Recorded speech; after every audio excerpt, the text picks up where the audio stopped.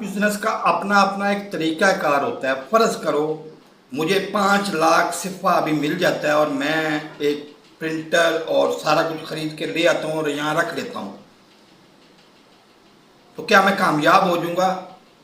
ये सोचना ही हमाकत है, क्योंकि मुझे 6 महीने साल खाने पीने का चीज़ें चाहिए होंगी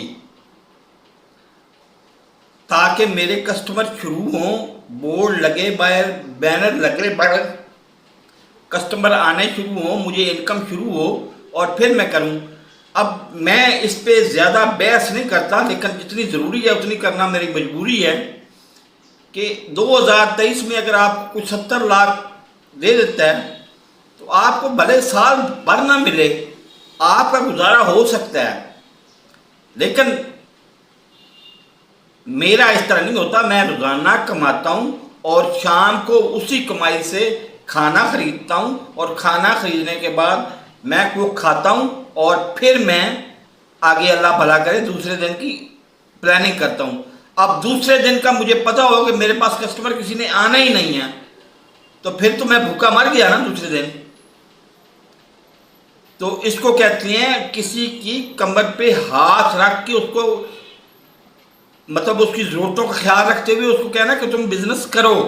इसको कहते हैं, इसमें इस सूरत में आप 5 लाख देते हो तो अभी आज बिजनेस करने को शुरू करने को तैयार हूँ, लेकिन मेरा बिजनेस रातों रात अमीर बनने वाला नहीं है मेरे भाई। हाँ, बहुत सालों से ज़्यादा मैं कमाऊँगा, लेकिन वक्त के साथ साथ। अल्लाह हाफिज़। कारोबार होता किस तरह, दूसरा तरीका सुन लें। अभी मैंने मांगा है 1,30,000 सिफा सिर्फ खाने के लिए। मैं सीक्रेट बता देता हूँ कि मेरा प्लान ये है कि 1,30,000 सिफा हर महीने मुझे मुसलसल 18 महीने मिलता रहे। उसमें से 20-30 हज़ार मैं सेव करूँगा, बाकी का मैं खाना खाऊँगा। लेकिन उसकी क्या गारंटी है कि अगले महीने वो 30,000 सिफा मुझे वक्त पे मिलेगा? ये खुद ना अजमल साहब, खुद अपने दिमाग में खुद अपने अंदर झांक के देखें, आपके पास क्या गारंटी है कि आप मुझे 30,000 सिफा उसी डेट को देंगे? और अगर फ़र्ज़ करो अगर आपके ऊपर इखलाकी दबाव होता है नवाज का, इस कौडू का नहीं, कौडू तो है ही बाजारी बंदा ना, उसने तो आपकी हाँ में हाँ मिलानी है और वो चावल ख़रीदने हैं और उसने बेचने हैं और फिर काम ख़त्म और फिर वो अगला अपना काम शुरू। लेकिन अगर नवाज की आपके ऊपर इखलाकी दबाव होता है कि उसने फ़ोन करके पूछ लेना कि हाँ इफ्तिखार को 50 तुमने 1,30,000 दिया या नहीं दिया, तो फिर तुम्हें तकलीफ होगी। ये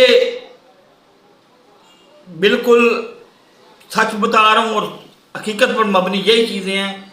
चाहे आपको अभी समझ आ जाए तो फ़ायदा हो जाएगा। आज मैंने खाना बिल्कुल उसको टच भी नहीं किया और उस तरह पड़ा हुआ है,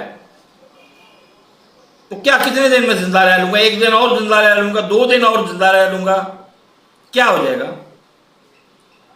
मर भी गया ना यहाँ पे, आप बेफिक्र रहें, मर भी गया ना यहाँ पे, जो मेरी कानूनी हैसियत है यहाँ पर, तो आपको किसी ने पूछना तक नहीं है, FIR तक दर्ज नहीं होनी, क्योंकि मैं हूँ ही गैर कानूनी और 1-2 दिन से गैर कानूनी नहीं हूँ, पूरे 1 साल से गैर कानूनी हूँ इधर।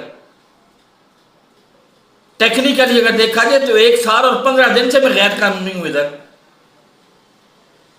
तो आप आज़ाद हो के बिल्कुल सब कुछ को, खौफ को, सब कुछ को छोड़ के आप खुद फैसला करो और ख़ुद बताओ मुझे कि मैंने ये करना है, इस तरह से करना मेरे लिए मुमकिन है, और फिर उस तरीके से करो। अल्लाह हाफिज़।